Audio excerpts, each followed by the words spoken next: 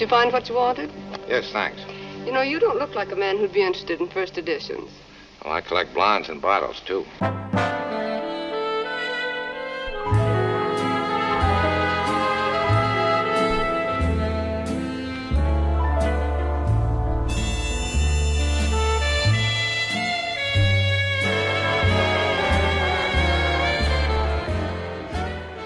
The Big Sleep is less a feast for the eyes than for the ears. While visually speaking the movie is anything but a slouch, it's also anything but the ultimate cosmetic expression of the film noir form. Those who enter the cyclopean knotwork of drama, intrigue, and schemes gone awry looking for the moody visual atmospherics of John Seitz in This Gun for Hire or John Alton in The Big Combo will have to look elsewhere. Simply put, cinematographer Sidney Hickok's is no John Seitz. Hence, while The Big Sleep has its marginally attractive moments, chiefly in the odd establishing shot, by and large, it's all about the patter. If that turns you off, by all means, amble on your merry way. For the rest of you, once you light a Viceroy, pull your trench coat tight around you, and traverse that velvet mist into the seedy world of Philip Marlowe, you'll find The Big Sleep is one of the only classic film noir with dialogue to rival and even eclipse the doughty Double Indemnity. Who are you, soldier?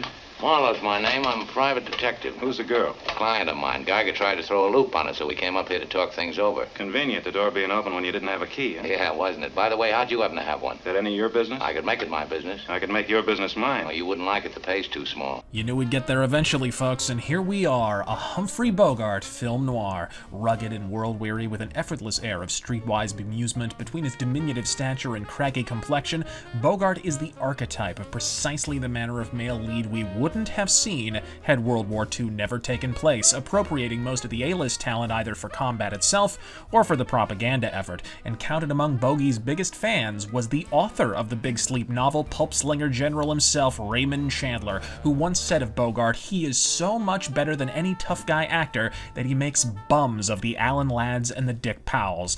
As we say here, Bogart can be tough without a gun. But what would a badass bogey detective yarn be without his eternal flame, the lovely Lauren Bacall, storming the scene in 44's To Have and Have Not? Also opposite Bogey, the chemistry was apparent from the first day of filming, and it didn't stay just on the screen. Oh, I like that. Except for the beard. Why don't you shave and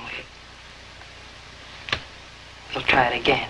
I was warned by various people that Bogey's wife was a woman who hallucinated a lot and who was sure that he was having affairs with everyone that he worked with, and that she was very tough and that she'd drop a lamp on my head if I wasn't careful.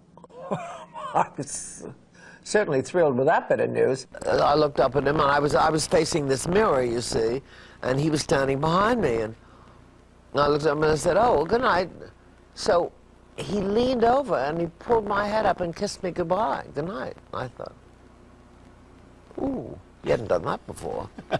Their illicit love affair began innocently enough, but for a married bogey dating a woman 25 years his junior, it was also danger personified. After the movie wrapped, Bogey recognized his ill behavior and attempted to reconcile with his mentally ill alcoholic wife, Mayo Matho. And then Jack Warner had to go and make it all uncomfortable by wrangling the two into starring opposite each other once again, over director Howard Hawks' impassioned protestations, might I add. And that's when The Big Sleep was filmed, during that agonizingly awkward period between when Bogey and Bacall first started dating and the divorce from Bogey's wife was finally formalized, the aftermath of which turned the habitually professional Humphrey Bogart into a drunken mess who missed entire days of filming as he agonized over the end of his marriage, to the point that the studio baron Jack Warner began keeping track of the days his newly cast Marlowe had missed, with the full intention of billing Bogey for them after the fact. To put it mildly, filming for the fledgling couple-to-be was anything but effortless. And it was very difficult on The Big Sleep because Howard Hawks was very against it. The director. The director who owned my contract and who had eyes on you himself. And who had eyes on me himself, and I had no eyes on him, however.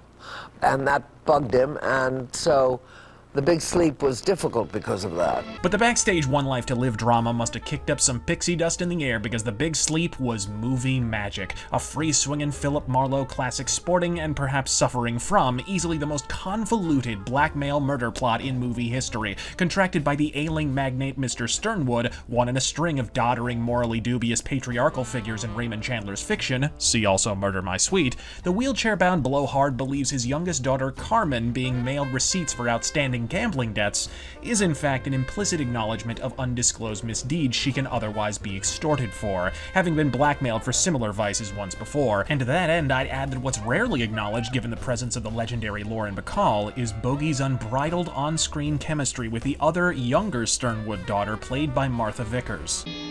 What are you, a prize fighter? No, I'm a shamus. What's a shaman? It's a private detective. You're making fun of me. Uh-huh.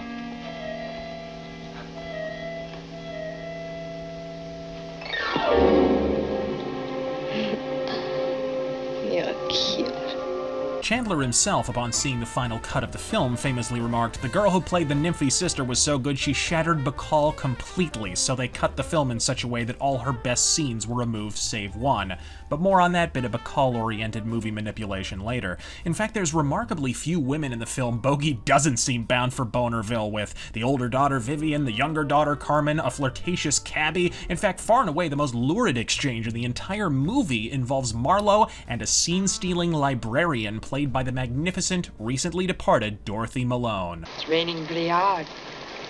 I got my card. Yeah, that's right, it is, isn't it? You know, it just happened. I had a bottle of pretty good rye in my pocket. I'd a lot rather get wet in here. Well, looks like we're closed for the rest of the afternoon. What's the matter? I'm just wondering if you have to, Oh, not necessarily.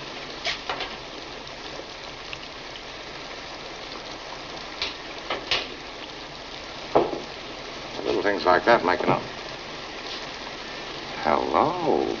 Hello. But with the film noir festivities fully engaged by 46, the Hayes production office began to pay closer attention to the no longer nascent noir genre, and so censorship reared its ugly head, in some cases rendering the plot profoundly opaque. When Marlowe stakes out Geiger's office, for example, the original novel makes clear the bookshop is a mere facade for a smut shop in back. Instead, we get a random, perfectly normal patron giving a nervous glance back before being ushered through by the cagey female faux librarian character. Not even the remotest suggestion of bawdiness or certainly pornography. For all the audience knows, it's an illicit gambling den or a speakeasy. Why is this relevant? Because it plays into Geiger's outright homosexuality, which is never even vaguely hinted at in the Hayes sanitized variant of the film. In the novel, it's the illicit love affair between Geiger and Carol that propels much of the murder plot to its sordid conclusion. In the film, nothing of the sort is even suggested, and so apart from one supremely subtle allusion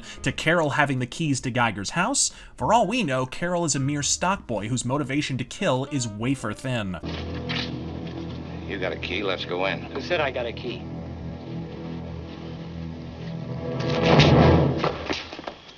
Absent a formal declaration of a homosexual relationship, Carol moving Geiger's body to the bed to lie in state in a symbolic but easily missed memorial gesture was about the best the director could do. An entire sequence, in fact, where Carmen, presumably while high, appears to have an orgasm on camera was slashed from the film entirely, resulting in a hilarious backstage exchange where the young, very virginal Vickers had no idea what an orgasm actually was. Howard Hawks, clueless how to explain, instead asked Regis Toomey, who plays Barney in the film, to demonstrate. One intensely embarrassing backstage conversation later, Vickers gave it a go and nailed it in one take. Director Howard Hawks left so satisfied with the scene, as the two left the stage, he turned to Toomey and said, "Reg, if I ever need to explain an orgasm again, I'll have you come down and do it." In the novel, Marlowe comes upon a fully nude Carmen doped to the gills with a dead body at her feet. In the film, she's instead fully clothed, with only a nearby hookah and a bottle of laudanum and a camera to tacitly imply the debauchery within. Of all the characters by far, Carmen suffers from the editor's axe more than any other, by all accounts turning in a career performance, almost all of which was excised from the final film to prop up the flagging Bacall. In the conclusion of the film, Bogey's interrogative sequence with Mars is arguably the most morally ambiguous Marlowe ever captured on film, and while it's subtle and thus didn't arouse the suspicions of the Hayes office, when you really sit and think about what you're witnessing, you realize the so-called white knight private detective Marlowe is in fact going gray before your very eyes. Think about it. Mars has never met Carmen, and Carmen has never met Mars. Yet Mars killed Regan on Carmen's orders? Either this is the first example of film noir telepathy, or spoiler alert, folks, Vivian is the only logical intermediary to have hired the hitman to cover the crime up. You're pretty fond of your sister, aren't you? Yes, I Do am. anything for her, wouldn't you? Anything. How does Eddie Mars treat you? I don't know him. You sure? You know who he is, don't you? He's always calling Vivian up. Why? Is he cute? Did you know it was Eddie Mars' blonde wife, Sean Regan, was supposed to run off with? Who doesn't? Did you know he owned the house Geiger operated in, that he was mixed up in that racket, too? No, I don't Well, believe then it. why does it bother you so much? What's Eddie Mars got on you? By cutting him off, leading the murderer by the ear to the inevitable conclusion that only he and Carmen are to blame, Marlowe is, if you sit and ponder it for even a moment, setting Mars up to take the frame for a crime his newfound paramour Vivian has been outright revealed as complicit in. Hello, Mr. Mars. Double. I told you to sit down. And leave her out of it. She's all right, Eddie. She made a deal with you and she kept it. She didn't tell me a thing except that she killed Regan, but I didn't believe that. Regan's dead, all right, but she didn't do it. It was Carmen, wasn't it? How'd it happen, Eddie? You mean she didn't? I asked you how it happened. Why did Eddie Mars hide his wife out to make it look like she ran off with Regan? Why did you hide out there? Playing with dynamite. If I could tell you what Don't ask any more questions. And the censors never caught it. But I would argue it's precisely this indirect approach that lends realism to the proceedings. Real life isn't a novel, folks. We rarely, if ever, have access to all the answers, only proof or lack thereof that may or may not point to the correct conclusion. The genre had already been informed by the obscurity of expressionism and the style dramatics of poetic realism. The Hays Code, by precluding filmmakers from expressing sensuality or violence outright, inadvertently contributed to both. Rather than pounding you over the head with the plot, The Big Sleep, like all true film noir, allows the audience to decide precisely which puzzle pieces fit, something the raciness, nudity, constant expository explanation sequences, and CGI lens-flaring wannabe film noir of the future have been utterly impotent to replicate. Which isn't to say the resonance of this film can't be felt even today. For example, Sternwood, a man whose physical infirmity precludes him from pounding the hooch, nevertheless delights in the inebriation of others. How do you like your brandy, sir? In a glass. I used to like mine with champagne. Champagne cold as Valley Forge and with about 3 ponies of brandy under it. Oh, come, man. Pour a decent one. I can still enjoy the smell of it. Nice state of affairs when a man has to indulge his vices by proxy. This idiosyncrasy would be affectionately plagiarized by Hampton Fancher in 1982's Blade Runner when Bryant pours Deckard a glass and watches him drink it before remarking later in the film, Drink some for me, pal.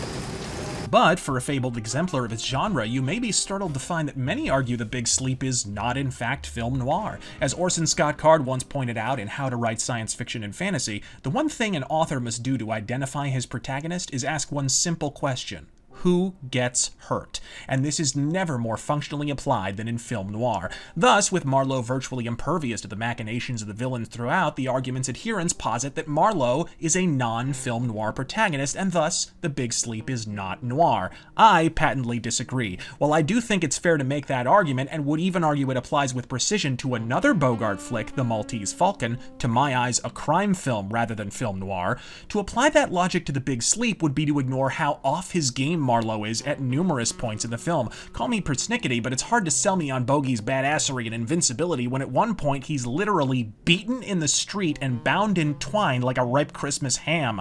Boys don't take any chances, do they? Where are they? Out digging a grave? You had to go on with this, didn't you? Where are they? They've gone down the road to telephone. Well, to call up Eddie Mars and to find out what to do with me. Well, I could have told them that. Why did you have to go on? Too many people told me to stop. You're the one who's shaking now. I'm scared, Angel. I'm sore, too. Mars has been ahead of me all the way, way ahead. More to the point, it would also confound the author's original intent. Of Marlowe, Raymond Chandler famously asserted the character should always, quote, be in a lonely street, in lonely rooms, puzzled, but never defeated. In short, just because he's a white knight doesn't mean his armor never gets dirty. I've discussed lighting, setups, and composition of dialogue in the past, but in The Big Sleep, I'd call your attention in particular to the audio design. While I argue the film suffers profoundly from the absence of Murder My Sweet's voiceover narration, if for nothing else than to convey some much-needed mood, the sparing use of soundtrack deftly avoids the yawning pitfall of an unrelatable protagonist. Witness the following scene as Marlowe approaches to eavesdrop on his adversary. I want to know why you've been following that detective, Marlowe. Who says I've been? I do. That was a mistake. Your mistake. Eddie Mars don't like it. Let's see what... Sit down and quit stalling. Why are you tailing Marlowe? All right, there's no harm telling. Note the soundtrack swells and then subsides to give Marlowe, and by extension the audience, an opportunity to overhear the heavies. More even than Marlowe's charisma, subtle cues like these suggest a surrogate relationship between Marlowe and the viewer. He's not a hero we merely like and identify with, he's our avatar in the fog-drenched film noir world. As Marlowe unravels the mystery of precisely what Carmen's misdemeanors may be, and an array of archetypal film noir heavies dance in and out of frame, the dizzyingly circuitous plot unfolds in somewhat inelegant fits and starts, the reasons for this being laid squarely at the feet of censorship and legendary production difficulty. The Big Sleep's odyssey from backlot to silver screen was fraught with production problems. If you thought Batman v Superman or Justice League had retake issues, consider that this film was shot in 1944, finished in 1945, and then, bafflingly, remained in the Warner Brothers vaults for the entirety of the following year until at last being released in heavily altered fashion in 1946. The reasons for which are multitudinous. First and foremost, like many major studios, WB greenlit a profusion of World War II flag-waving fests, and with the war coming to an abrupt close in 45, these had to be rushed to release lest they lie dated and doomed at the box office banquet. But it was also considerably more than that, namely the film's co-star and Humphrey Bogart's illicit lover from their previous film To Have and Have Not, Lauren Bacall. You don't have to say anything and you don't have to do anything. Not a thing. Oh, maybe just whistle. You know how to whistle, don't you, Steve? You just put your lips together and blow. Clearly positioned as Jack Warner's answer to Paramount's Veronica Lake right down to the peekaboo do, it's in the comparison of the two women's career trajectories that two things become crystal clear. One, Veronica Lake, for many reasons, some self-inflicted, was not well-liked in Hollywood. And two, Lauren Bacall had friends in very high places. In fact, the two women's careers followed a nearly identical arc in the early going, from a freshman film noir to launch their burgeoning career, in Veronica's case This Gun for Hire, in Lauren's To Have and Have Not, to a meteoric critical and commercial cataclysm when the two starred in dueling wartime spy movies where they were both required to affect foreign accents, and both women failed in simultaneous and spectacular fashion. Lake with the odious Hour Before Dawn, where she plays a Nazi and delivers a German accent that doubles as a hate crime. I must have one. No, you don't. I know you. If you try one, you want them all. And Bacall with Confidential Agent, sporting the most agonizing Anglo accent this side of Natalie Portman in V for Vendetta. Haven't you any decent scotch? But you had the best, miss. There's better in the first class. Send up for it, will you? But here's where Bacall's friends in high places come in. Whereas Veronica Lake's career never truly recovered from that titanic blunder, Blue Dahlia, Saigon, and Ramrod notwithstanding, Bacall, it seems, was afforded every chance to redeem herself. In fact, an impassioned letter from renowned A-list agent of the era Charles K. Feldman, upon seeing the 45 print of the film, persuaded Jack Warner himself to reshoot nearly a third of the film over a year from wrap, just to give Lauren Bacall a second crack at the performance. Dear Jack, you will recall that during the filming of The Big Sleep, I came to your house and urged you to make retakes with Bacall. You allowed Howard to make 3 or 4 days additional scenes with some retakes. After viewing the picture in its entirety, I asked you again to redo the scene where Bacall wears a veil. Give the girl at least 3 or 4 additional scenes with Bogart of the insolent and provocative nature that she had in To Have and Have Not. Bear in mind, Jack, that if the girl receives the same type of reviews and criticisms on The Big Sleep, which she definitely will receive unless changes are made, You might lose one of your most important assets. The veil scene referred to in the letter in question was a sequence between Bogey and Bacall at Marlowe's office, largely expository and lacking any of the sultry subtext that informed her former successes. But the scene that would replace it became not only one of the most identifiable sequences in The Big Sleep, but one of the most prolonged instances of the famed film noir innuendo in movie history. Speaking of horses, I like to play them myself. But I like to see them work out a little first. See if they're front runners or come from behind. I'd say you don't like to be rated. You like to get out in front. Open up a lead, take a little breather in the back stretch, and then come home free. I don't know how far you can go. A lot depends on who's in the saddle.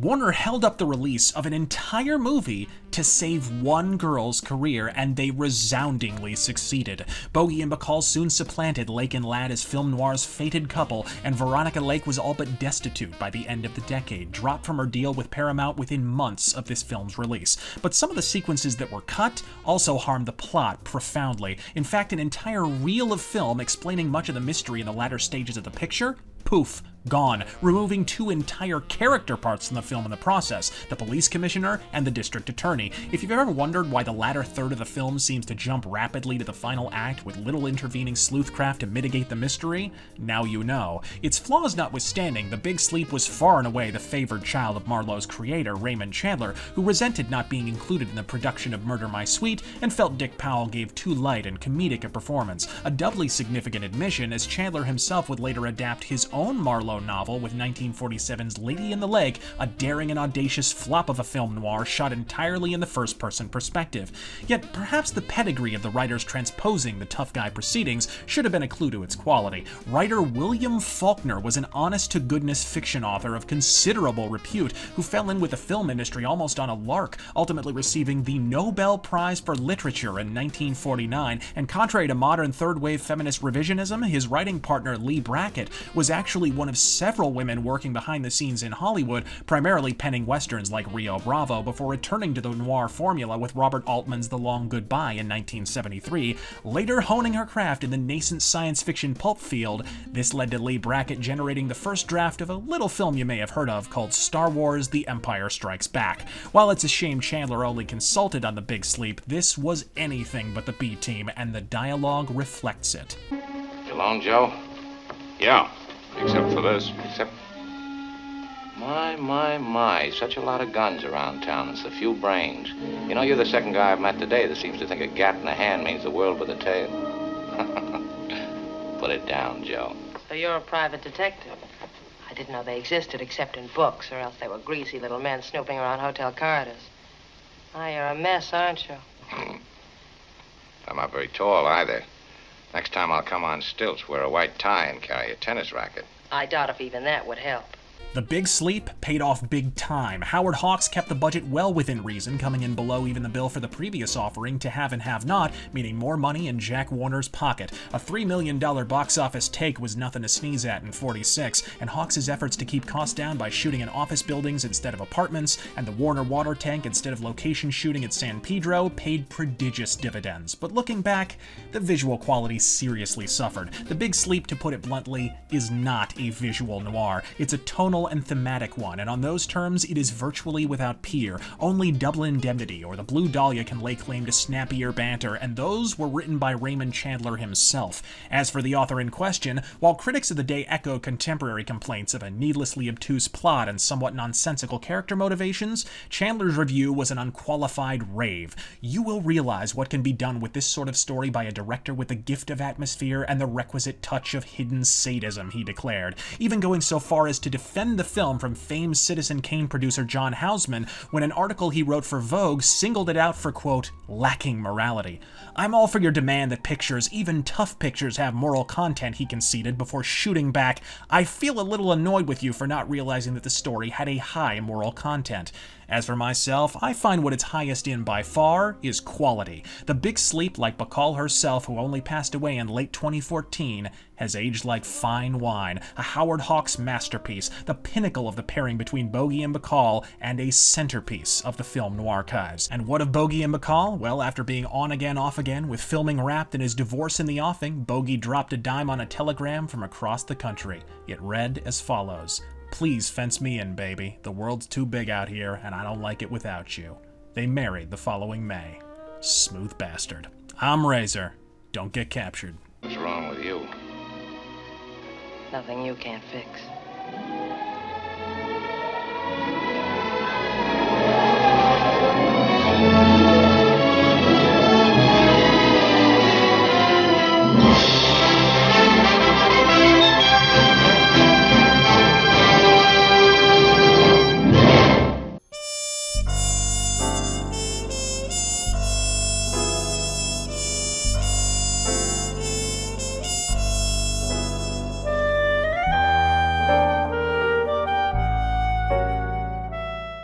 Take it easy. I don't slap so good around this time of the evening. You go too far, Marlowe. Well, those are harsh words to throw at a man, especially when he's walking out of your bedroom.